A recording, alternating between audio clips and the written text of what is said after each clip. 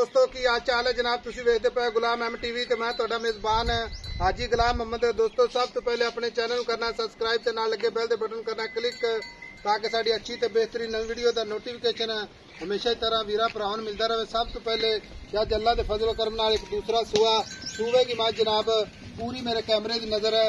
4 शुर वीरा ने तसली करनी है।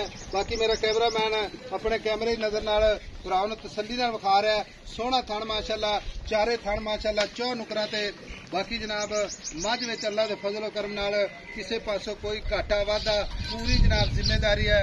पूरी नीली ते काम करके भरावां नूं विखाईदा है। यह नहीं कि जनाब घर बैठे रहो तो वीडियो विखाई रखो, नहीं अल्लाह दे फजल नाल नवी तो नवी रोजाना वीडियो अल्लाह दे फजल करम नाल ते भरावां दे शौक सफर करके पूरे कराए जाते हैं।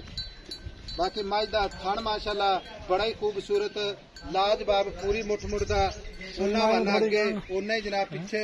बाकी खुर माशाअल्लाह चारे कसे ते मझ दूसरा सुहा सुवेगी, किन्ने दिन लवेगी, किन्ना मालक मन करता है वो सारियां गल्लां जनाब मालक तो सांझियां लवांगे। मझ दा कद लाम अल्लाह दे फजल करम नाल पूरा, किसी पासों भी जनाब मझ कमियां कुताइयां कोई नहीं। बाकी जनाब सारियां गल्लां मालक तो सांझे लेने। अस्सलाम वालेकुम जी। वालेकुम सलाम। मझ कितवा सुहाल सोएगी वीर मेरा? दूसरा हमारा। कितने दिन लेंदी है? 7-8 दिन। 7 तो 8 दिन पए ने। हाँ जी। छोटे मझ खड़ी है गब्बन। हाँ जी। मझ दी खाना दी पूरी गारंटी। मझ इत्थे सूवे, मझ अगले दे घर सूवे। हाँ जी। ठीक है। मझ छट्टा फुआरा वाधा घाटा पूरी गारंटी।